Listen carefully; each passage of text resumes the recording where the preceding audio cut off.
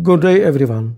Today we will take another walk through the Prague Castle complex, and specifically we will look at the old.royal.palace and the Coronation jewelry, and then we will look at the Basilica of St. George. This walk follows on from previous walks of the Prague Castle. Below this video you will find links to another commented walk of St. Vitus Cathedral and walk of the underground of the Royal Palace, and also can access another walking tours through Prague. Nevertheless, today we will look at the old Royal Palace. I will tell you a little more about the history of this rare Gothic palace, which was built as a princely residence. Initially built mainly of wood and was built at Prague Castle at the turn of the 9th and 10th centuries. The exact location of the original building is not documented.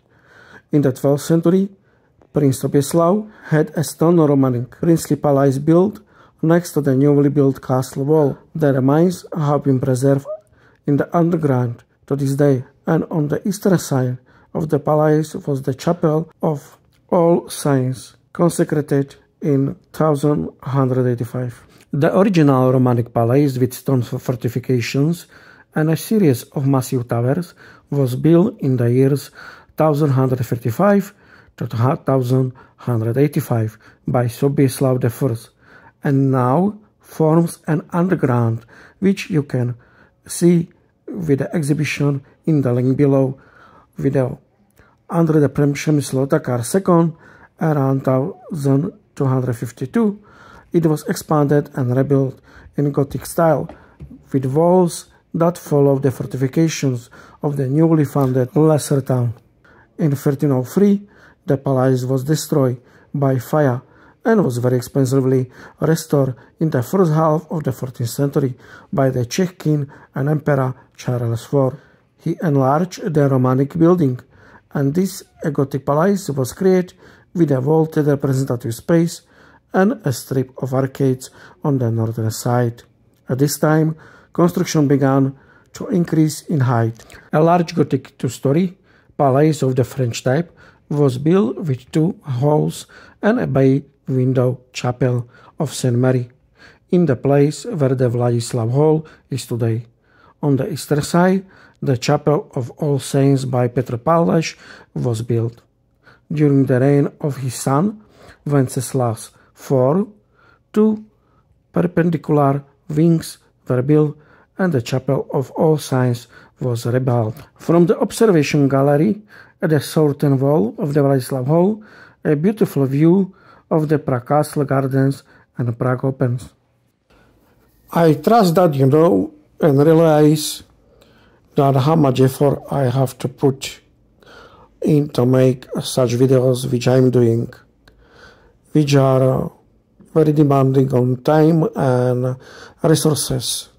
And also I have to undertake very extensive research to provide such historical comment about many monuments that I'm presenting in this on this channel. So it will be very much appreciated when you will give me the thumbs up for each videos and make some comments and also subscribing to this channel. So let's continue further in this tour. I trust that you're enjoying.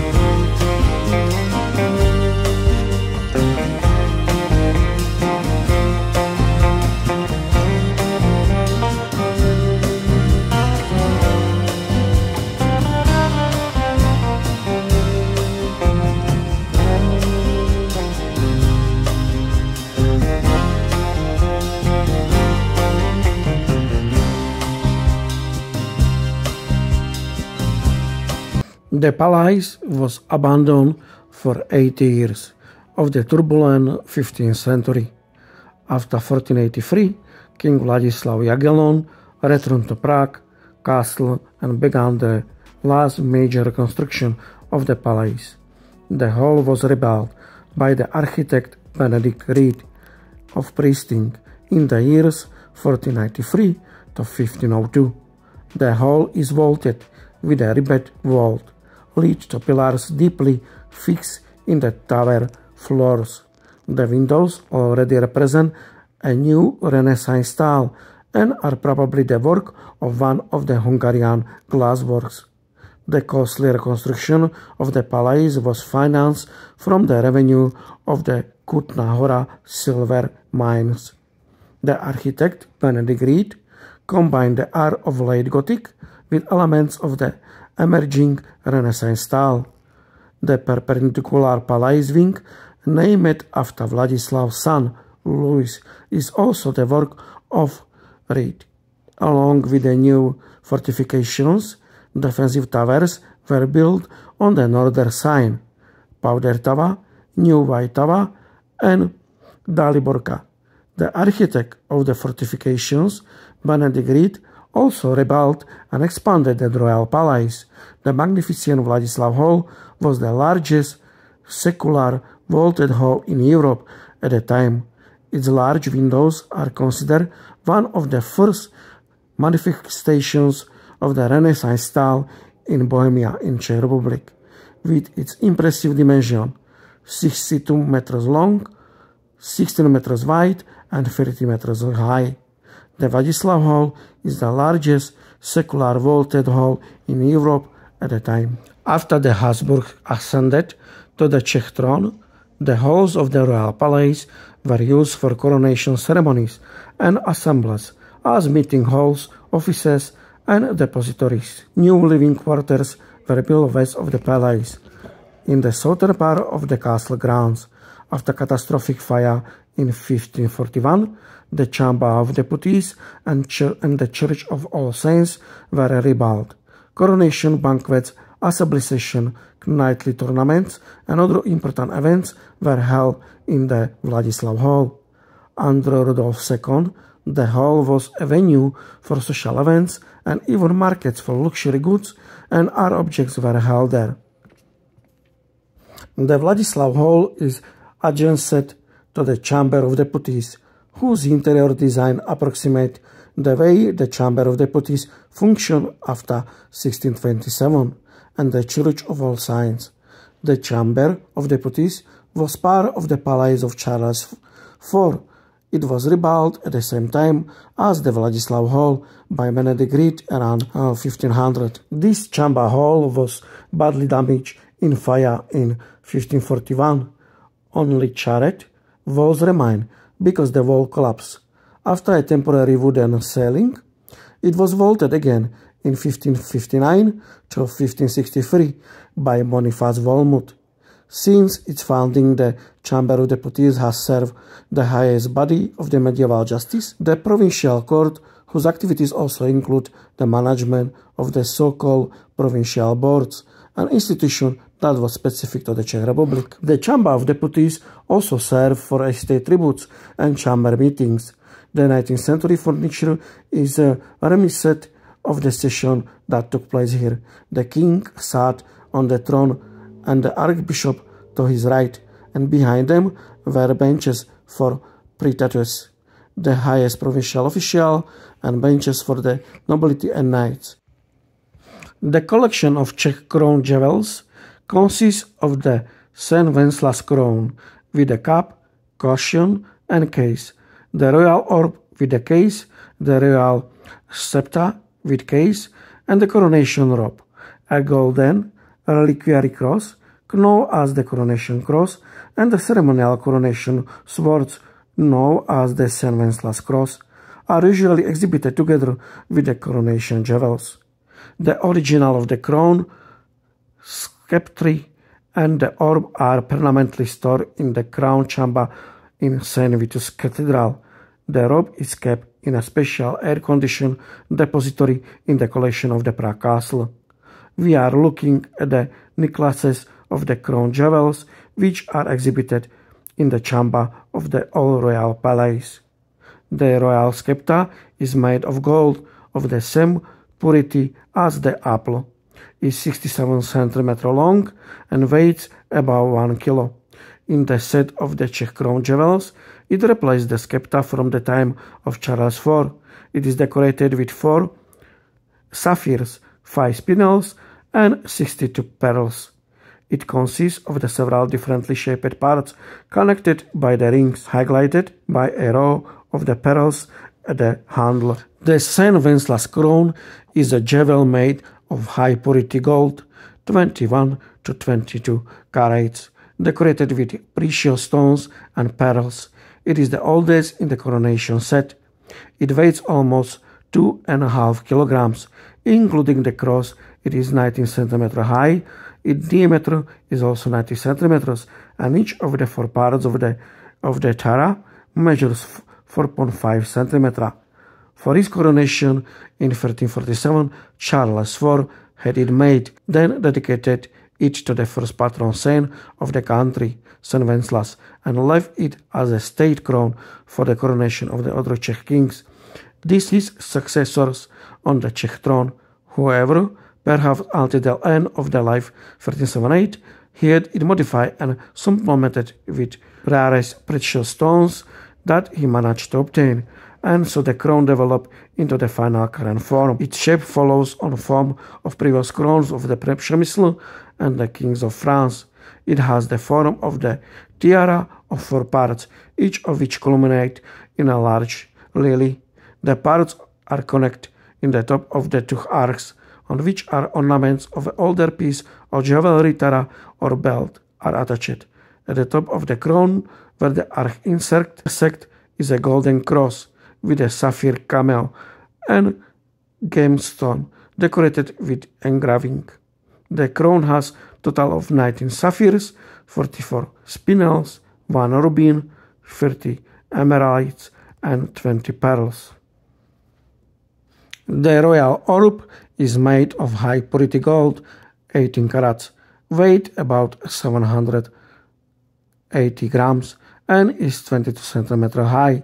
It consists of 2 flattered hemispheres connected by a decorative ring and topped with a relatively large cross. The rich ornamental decoration of the orb is dominated by precious stone and pearls. A charming detail is the small figures of 6 sphinxes that form the base of the cross. The color harmony of gold red spinels and blue sapphires is strikingly applied, emphasizes in places by colorful enamels. The surface of both hemispheres is covered by an extremely precious hammer relief with figural scenes, the themes of which are related to the coronation.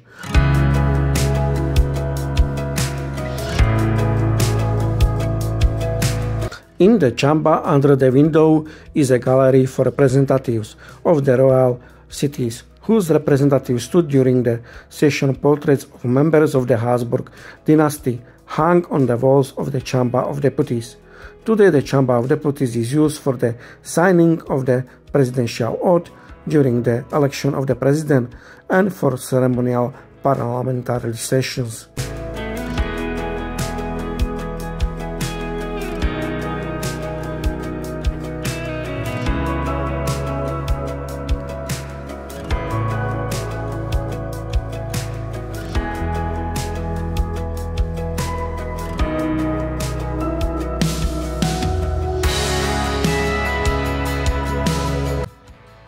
Today the exit from the Vladislav Hall is via the equestrian stairs, originally built for knights on horseback, to enter the hall directly for tournaments. The staircase is vaulted with a complex late Gothic round vault.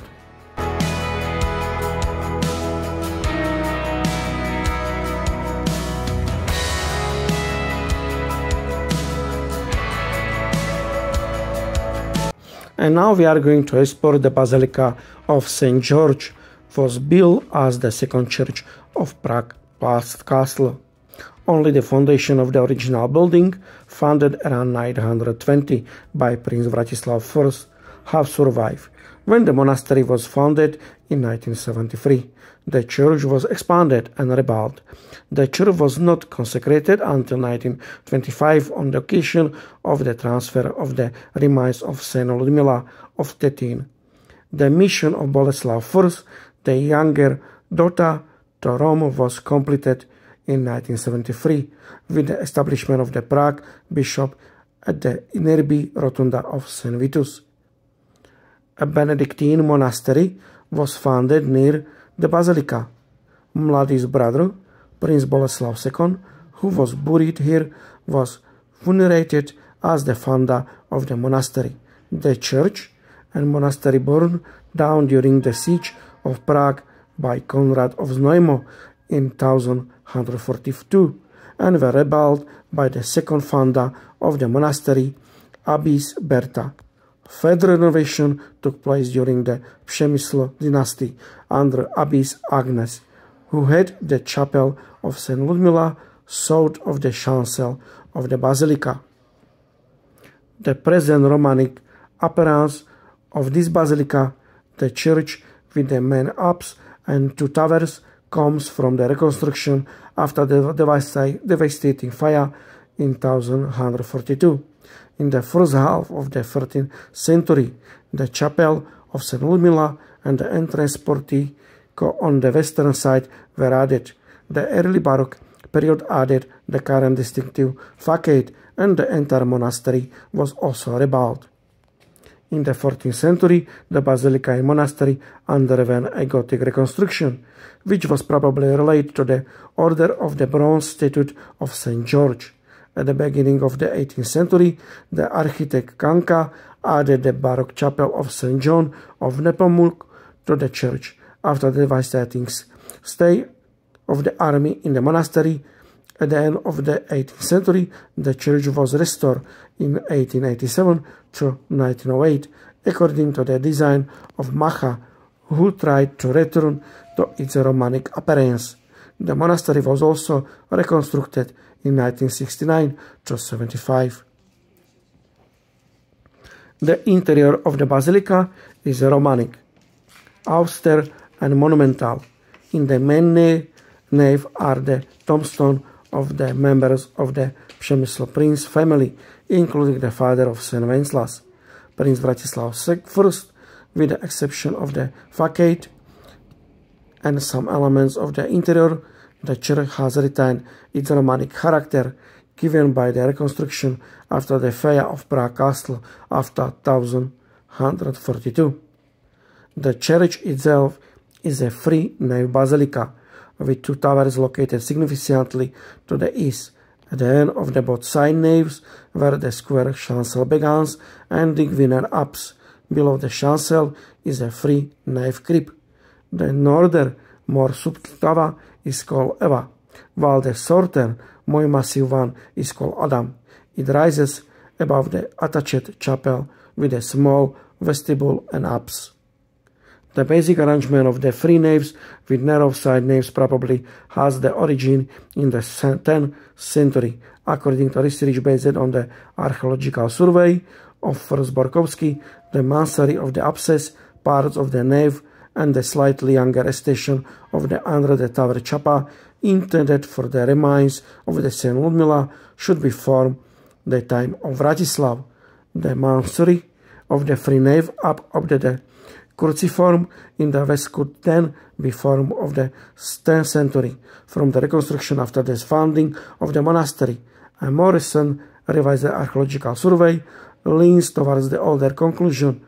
Cibulka and Aneška Merhautova that the above-ground mansardy was largely created after the fire of 1042, although it imitated the original structure to a certain extent. The arcade galleries above the side naves were also created at the time in the 1680s. Jan Jerzy Hensch painted the painting of the Assumption of the Virgin Mary for the main altar, the chapel of the St. Ludmila, and some of the wall paintings data from the 12th century. The murals of the Heavenly Jerusalem and the figures of Jesus Christ, the Virgin Mary and St. John, the Evangelist on the vault of the chancel and the chapel of the Virgin Mary, and its apse are still preserved. In the second half of the 17th century, the Basilica acquired its current Western Baroque facade. In 1722, a new chapel of the St. John of Nepomuk was added. Only minor notification followed.